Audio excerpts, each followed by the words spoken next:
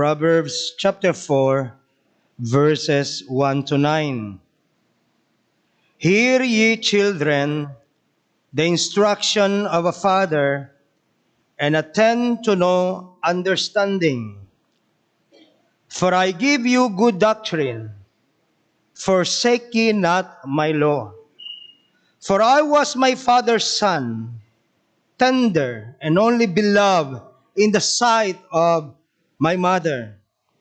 He taught me also, and said unto me, Let thine heart retain my words, keep my commandments, and live. Get wisdom, get understanding, forget it not, neither decline from the words of my mouth.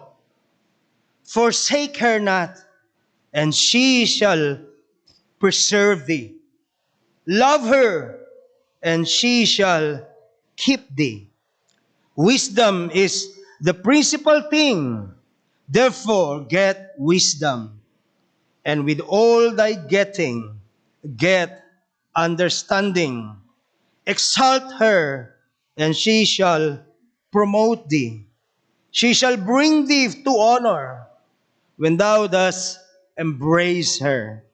She shall give to thine head an ornament of grace, a crown of glory shall she deliver to thee. May the Lord bless the reading as well as the hearing of His holy and infallible words. Like Father, like Son.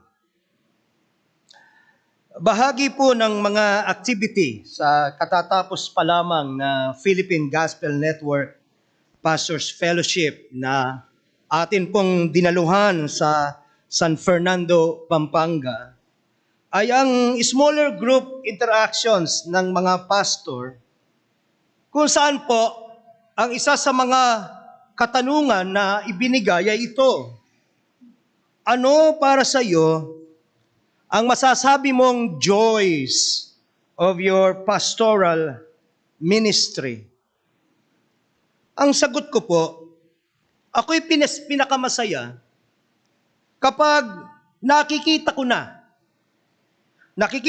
ang mga itinuturo ko mula sa scriptures ay nagiging makabuluhan na sa mata ng mga kapatid.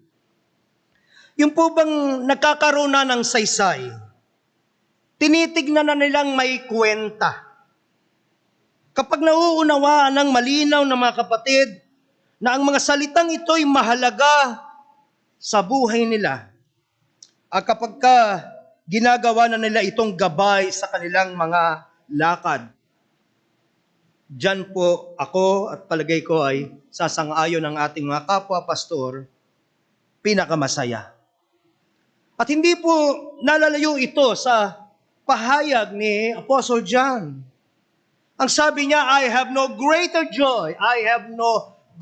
joy than to hear that my children are walking in the faith or in the truth. 3 John 1:4.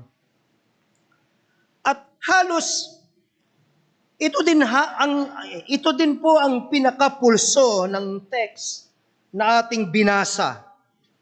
We could actually sense kung gaano kahalaga para kay King Solomon ang karunungan na nanggagaling sa Diyos, at kung gaano kahalaga para sa kanya ang pagkakaroon nito, ang pagtatamo nito. Maihinuhan po natin kung gaano ang pagnanais niya na pakahangarin nawa, yun yung dalangin niya, pakahangarin nawa ng kanya mismong mga anak ang magtaglay nito. Ang magtamo ng karunungan, ang magtamo ng kaunawaang galing sa Diyos. Ang sabi niya, bahagi ng ating binasa, doon sa verse 4, wisdom is the principal thing. Therefore, get wisdom. And with all thy getting, get understanding. Anya, kung magkagayon, iingatan sila ng karunungan. At alam nating totoo yan, mga kapatid. Napakalaki ng pakinabang ng karunungang nagmumula sa banal na kasulatan sa maraming practical ways, you see. Tinuturo ng banal na kasulatan, halimbawa, kung kung paano ang tamang pagpa-prioritize sa buhay. Itinuturo nito kung paano ang tamang paghawak ng pera.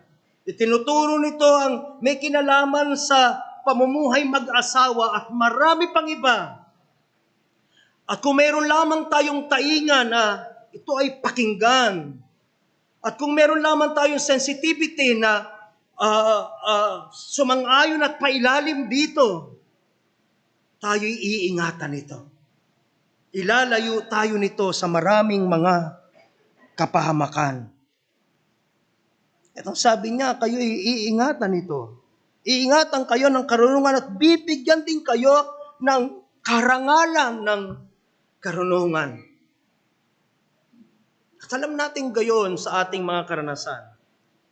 Nauunawaan natin na sa kabila ng ating maraming mga kabiguan, lalong-lalo na ang may kinalaman sa paglakad ng matuwid at kaaya-aya sa harapan ng Diyos, ay patuloy siyang kumikilos sa mga buhay natin. Alam ninyo, doon po nanggagaling ang ating karangalan. Hindi po ito nanggagaling sa pag-highlight sa sarili nating mga galing, sa sarili nating mga kahusayan. Nagugustuhan ko ang nabasa ko kanina lamang umaga. Sinabi ni Milton Vincent, ang sabi niya, I love myself supremely because I am the most worthy person I know to be loved, and also because I think I can do a better job at it than anyone else. Such arrogance makes me dangerous. Yet it is deeply ingrained in my sinful flesh. Thankfully, the gospel frees me from the shackles of self-love by addressing both of these causes. First, the gospel assures me that the love of God is infinitely superior to any love that I could ever give to myself. Hindi ko kinakailangang mahalin ang sarili ko dahil ito'y namumutla sa liwanag ng kadakilaan ng pag-ibig ng Diyos. Ang matalinong hakbang ay ang payakap sa pag-ibig ng Diyos, ang humanap ng assurance and security sa pag-ibig ng Diyos at tagilan at bitawan ang kayabangan at pagtitiwala sa ating sariling galing at sa ating sariling kahusayan.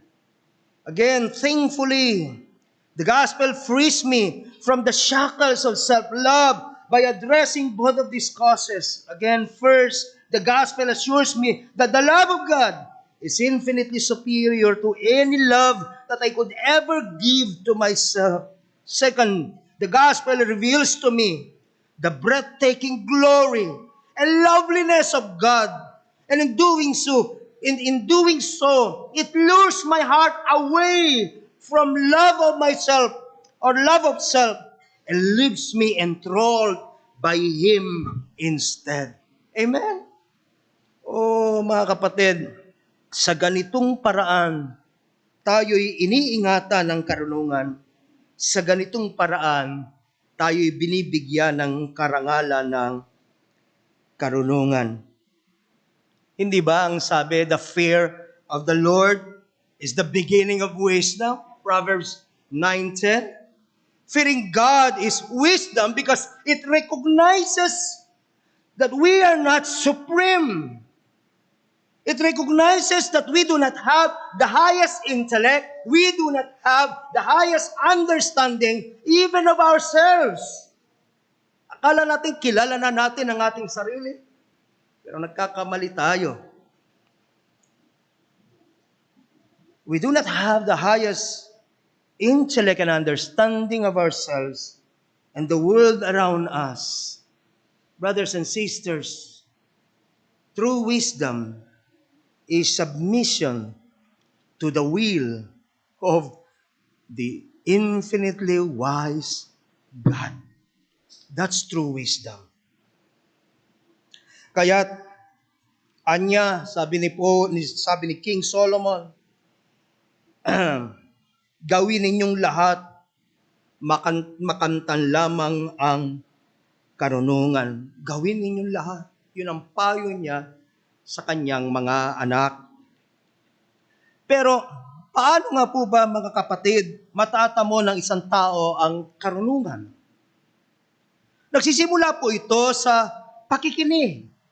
Yun po ang sinabi ng verse 1. Hear ye children, hear ye children, the instruction of a father, and attend to know understanding.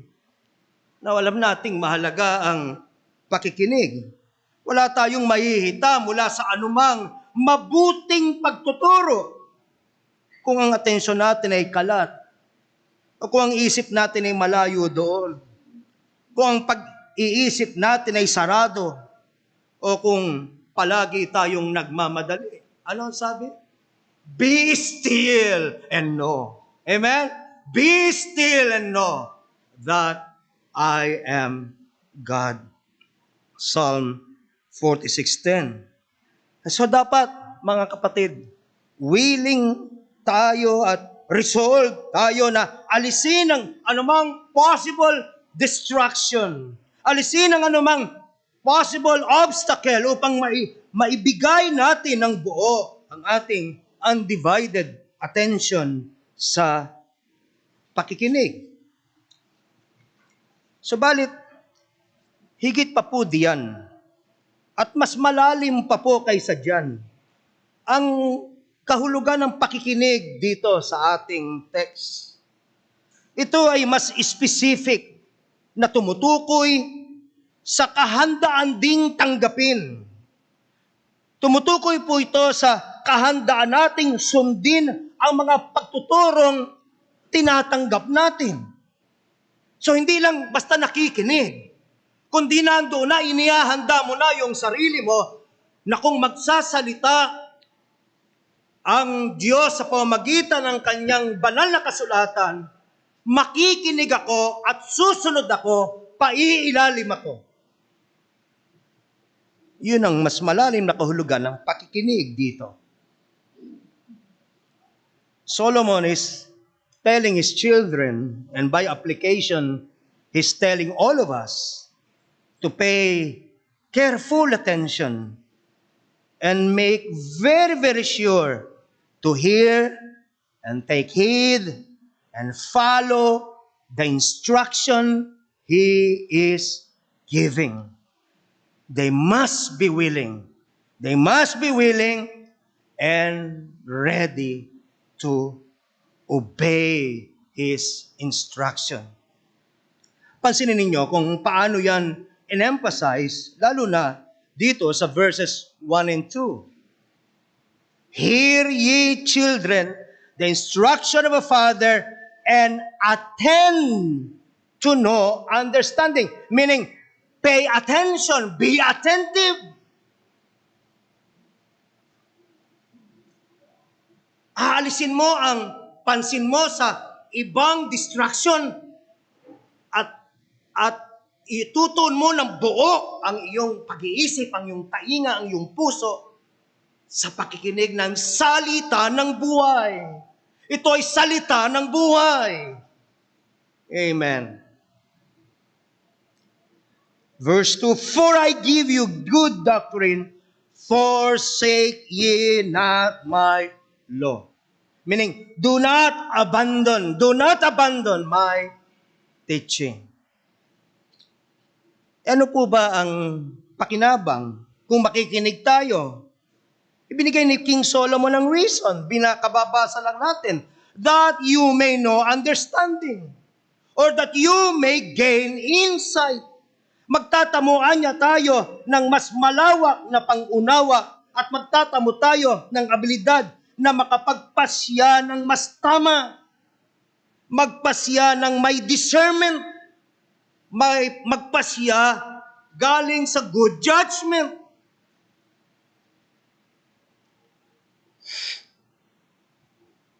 Madalas sa panahon natin, nagpapasya ang tao po kasi base na lamang sa kung anong nararamdaman niya sa kanyang kalooban, o kaya naman ay base na lamang sa kung anong nakikita niya at naoobserbahan niya sa paligid, may bandwagon effect eh.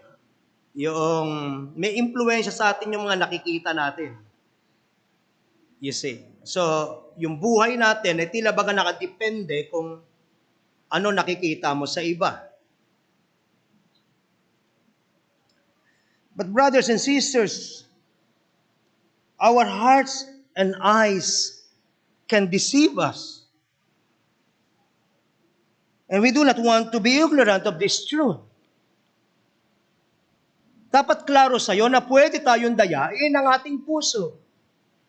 Na pwede tayong dayain ang ating mga mata. Na hindi lahat ng nararamdaman mo ay tama. Na hindi lahat ng interpretasyon mo sa mga kaganapan ay tama. And so, the more we train our hearts to focus on God, to look to God, the better our heart's condition will be. Trust in the Lord with all thine heart, and lean not unto thine own understanding. In all thy ways acknowledge Him. He shall direct thy paths. Proverbs 3, 5, and 6. Tiwala si King Solomon na magiging mabuti ang bunga ng pakikinig sa kanyang mga aral sapagkat ang sabi niya, verse 2, for I give you good doctrine. I give you sound teachings. Forsake ye not my law. Mga kapatid, ang mga aral po ng Diyos ay tunay na mabuti at mapagkakatiwalaan. Ang mga aral po ng Diyos ay tunay na reliable at profitable. Bakit hindi natin gugustuhin lumakad at mamuhay alinsunod sa isang good, reliable, profitable Word of God? Bakit? Na binabalikan ni King Solomon kung saan mula kanino niya tinanggap ang mga mabubuting aral na ito. Sabi niya, tinanggap niya ito, minana niya ito mula sa kanyang ama. And that would be King David. Nagpapahiwatig sa atin ito kung gaano kahalaga, mga kapatid, mga magulang. Kung gaano kahalaga ang papel na ginagampanan natin.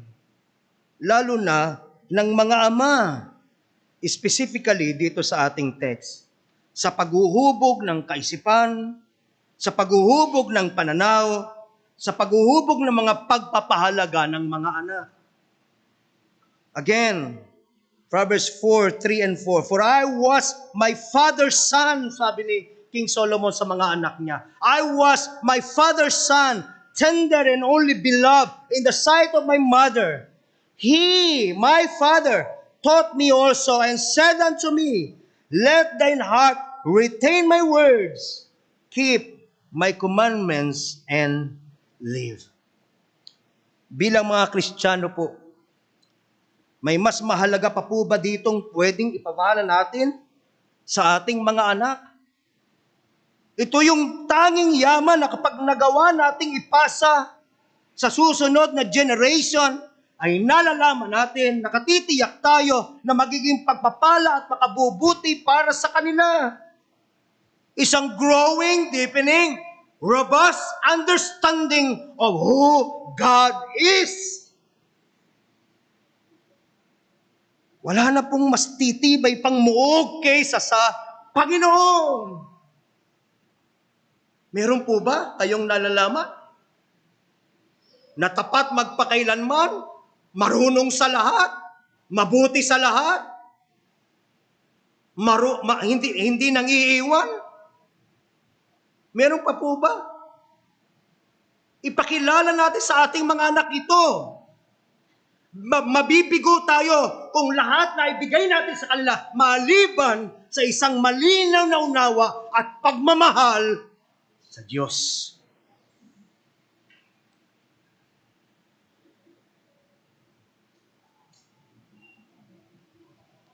Hindi po yan kayang ibigay ng kayamanan. Hindi po yan kayang ibigay ng education. Hindi yan kayang ibigay ng poder o ng kapangyarihan. Daniel 11:32, the people who know their God shall be strong. Amen?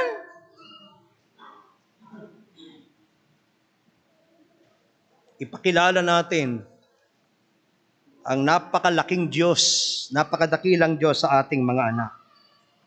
Now, interestingly, ganito ang sinabi ng scholar na si Bruce Waltke sa kanyang komentaryo doon sa context, Proverbs 3:1, na sa palagay ko'y konektado sa paksa natin tungkol sa pagpapamana ng isang malalim na unawa at pagkakilala sa Diyos at sa kanyang mga salita sa susunod na generation.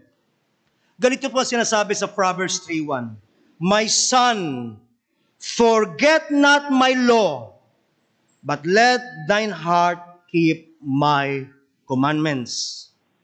Ang sabi po ni Bruce Waltke, maaaring sa unawa natin, ang opposite ng English word na not to forget, my son, forget not. Ang opposite po nito sa unawa natin is to remember, di ba? To not to forget is to remember. Pero in Hebrew, in the Hebrew language, mas malapit pa ang kahulugan ng salitang yon sa etymology na ito. Literally, katumbas ito ng salitang remember or to make yourself a member again of something. Yun daw ang mas malapit na kahulugan noong not to forget doon sa Proverbs 3:1. Kaya kapag ka pinapaalala, halimbawa sa Old Testament, halimbawa doon sa Exodus 13:3, and Moses said unto the people, remember this day in which ye came out from Egypt, out of the house of bondage, for by strength of the hand of the Lord brought you. Don't you ever forget that. Kung nakalabas man kayo sa Egypt, remember, ang makapangyarihang kamay ng Diyos ang nasa likod ng inyong freedom from slavery. Remember that.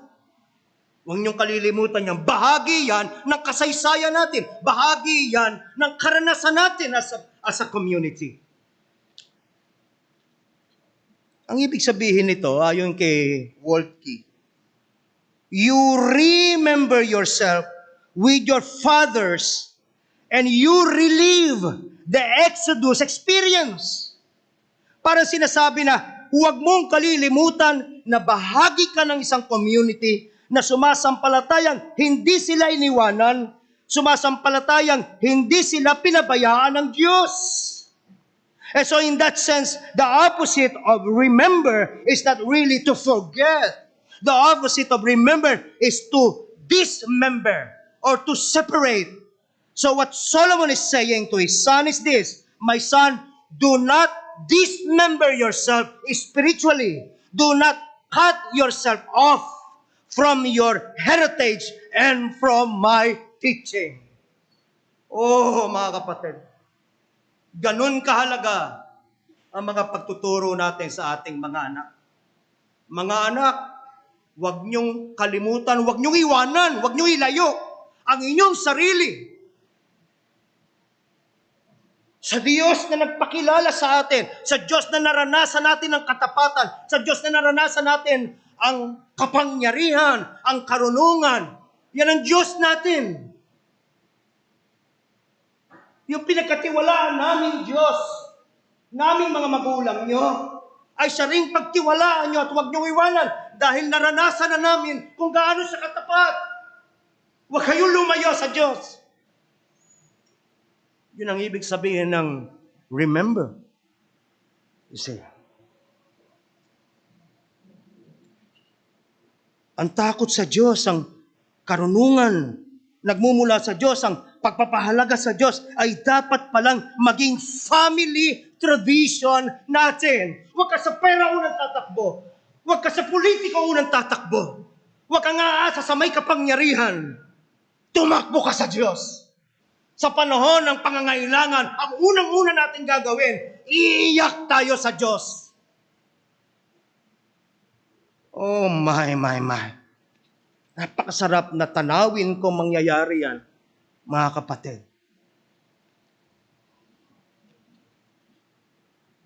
Naalala kong bigla si Maria Elaine. Nagdadalang tao siya kay Pierre. Tapos may COVID siya. She was in the hospital. And so she called me. Sabi niya, pag-pray mo ako. So ramdam ko sa kanya yung kanyang takot, pag-aalala, hindi lang para sa kanyang sarili, kundi maging sa sanggol na sa kanyang sinapupunan. At yun yung unang-una niyang naisip. Mag-pray tayo. And so we did. Oh, mga kapatid. Huwag nating pahintulutan na lumalayo unti-unti ang ating mga anak sa Diyos. Nung kami po ay nasa South Korea, meron kaming isang free day kung saan ay pwede kaming gumawa ng aming sariling itinerary. Si Shasha yung tagagawa ng itinerary. That was Sunday. Under normal circumstances, kapag we're on vacation at walang malapit na simbahan, ang ginagawa namin, we hold a family altar or family devotion. So tinanong ni Shasha, ginagawa niya na yung itinerary namin for that day. So Daddy, anong gagawin natin? Kompleto na, hanggang gabi.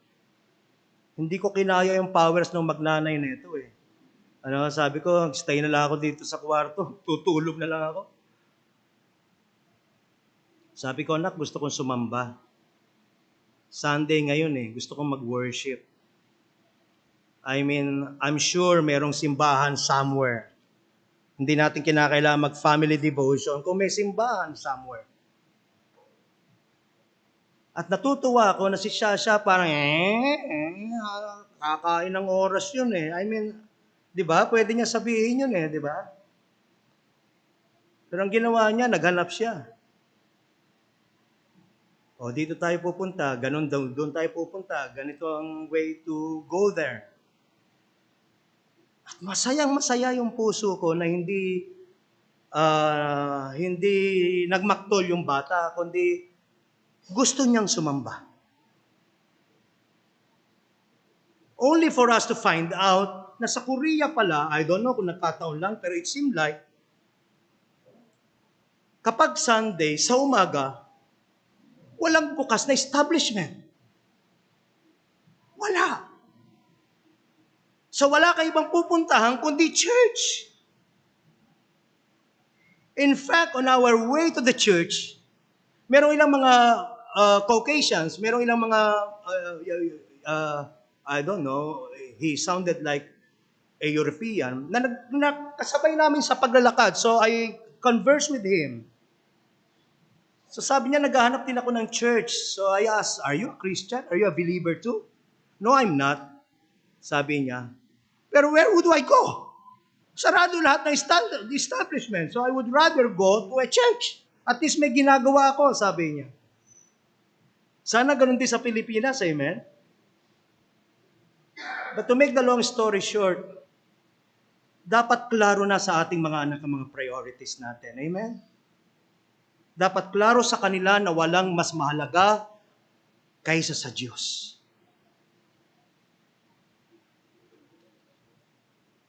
At naniniwala ako sa tulong at awa ng Diyos na yun din ang ituturo nila sa aming mga apo. Amen? Dahil ito isang pamana na pinapasa.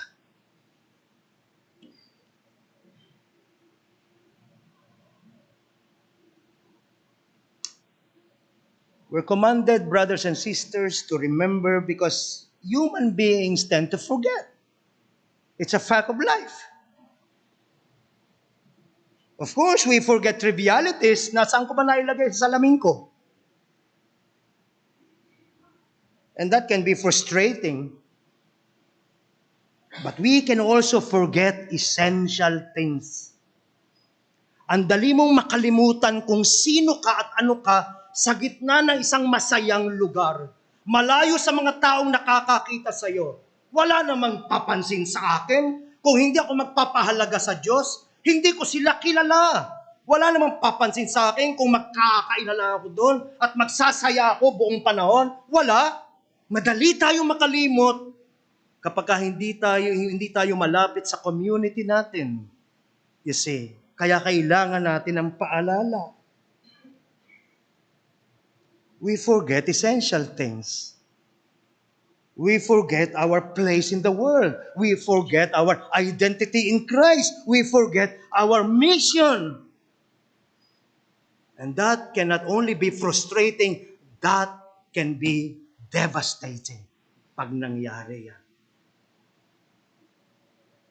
Again, going back to verse 3, for I was my father's son, tender and only beloved in the sight of my mother. Madamdamin po ang bahaging ito ng discussion ng King Solomon sa kanyang mga anak. In so many words, ang sinasabi niya, minsan din akong naging bata gaya niyo. At yung nararamdamang pag-aalala at pagpapahalaga ng aking mga magulang tungkol sa akin, ay sa ko na ngayong nararamdaman sa inyo. Nag-aalala ko para sa inyo. Di ba? Bukang bibig ng mga magulang, anak, pag nagkaanak ka na, maiintindihan mo kung ano ang ibig namin sabihin.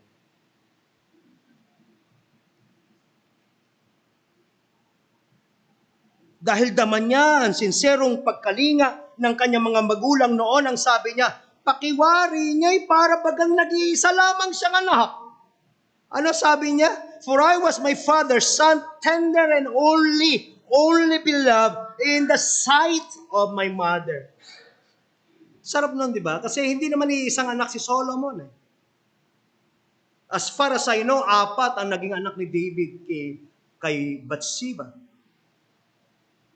Pero hindi niya yung pagtrato sa kanya ng kanyang mga magulang, pakiramdam niya, siya lang yung anak. Meaning to say, nadama niya ang pagpapahalaga sa kanya ng kanyang magulang.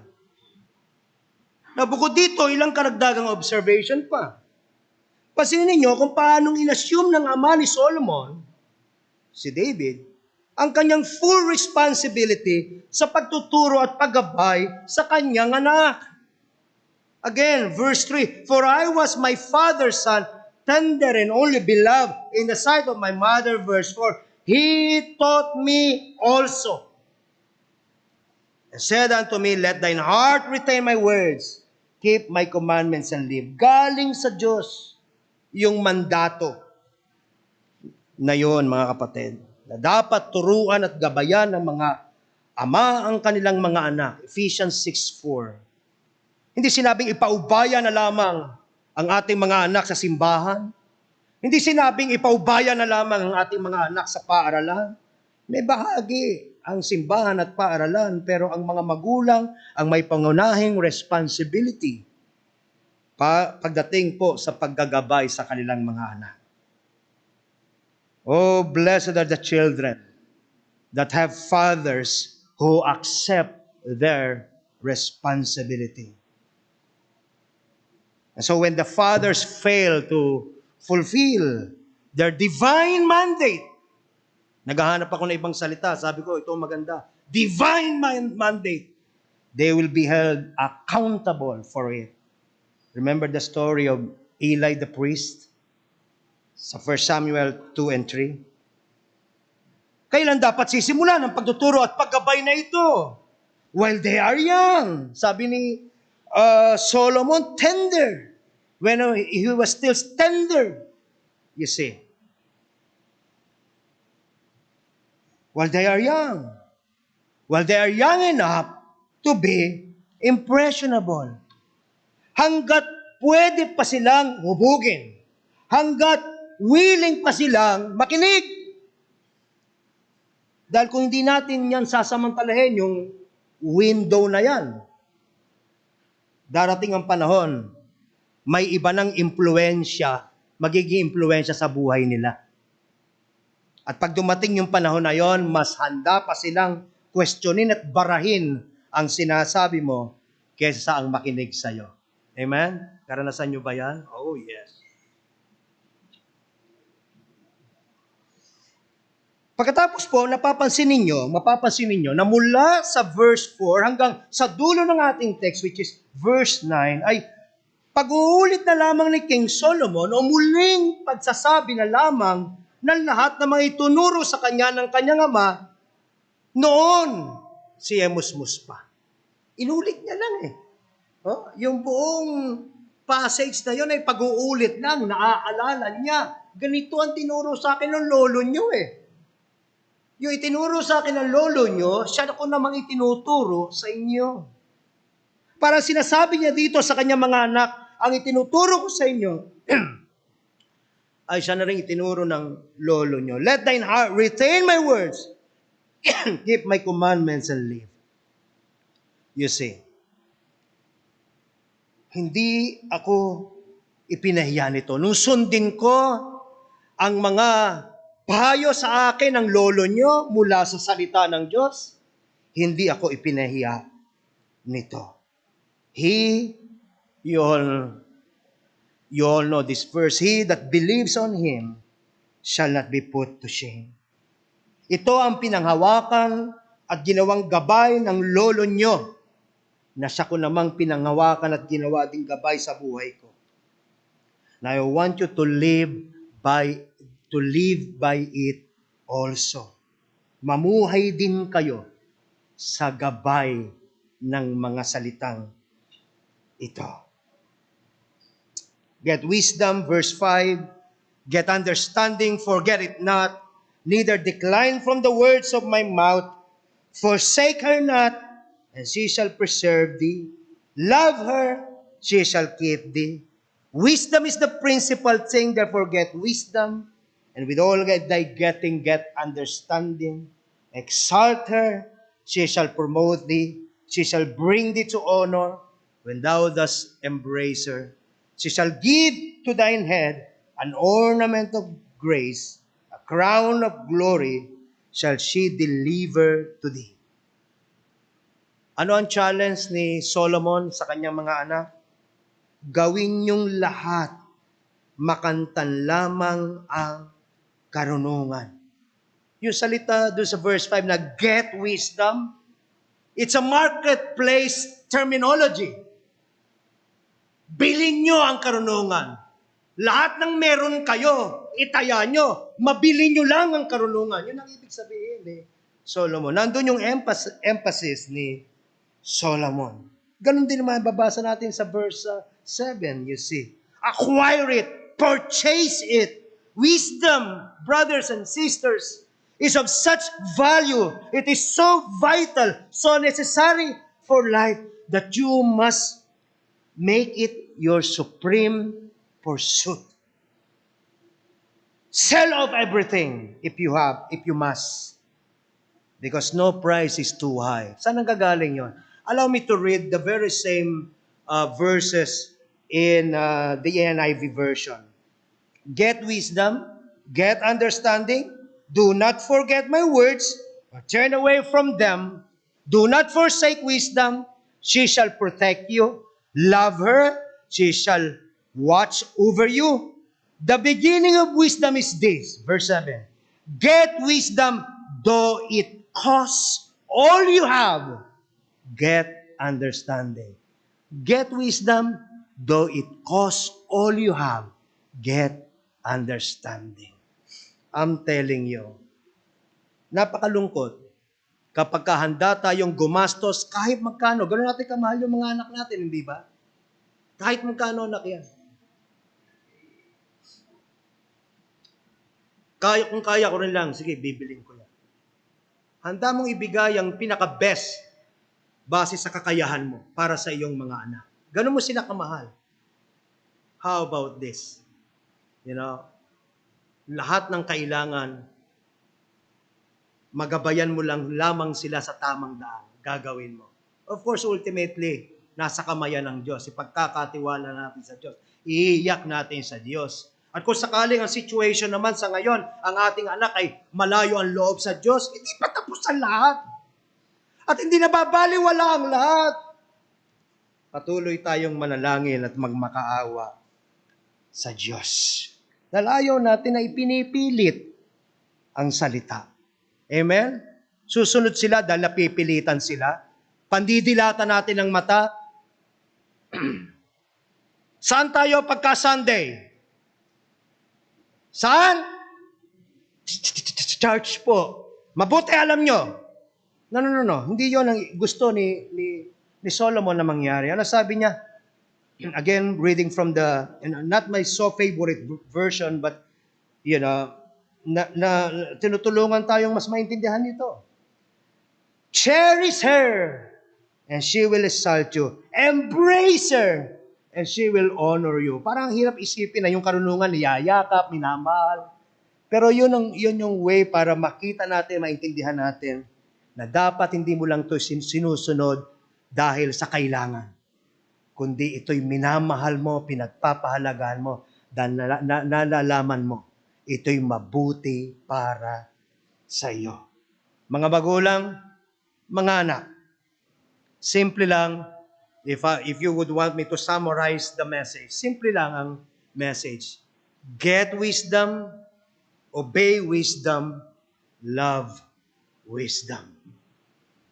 At ang karunungan ay kumakatawan, walang iba, kundi sa isang napakahalagang persona, our Lord Jesus Christ, the wisdom and the power of God. Obey our Lord Jesus Christ.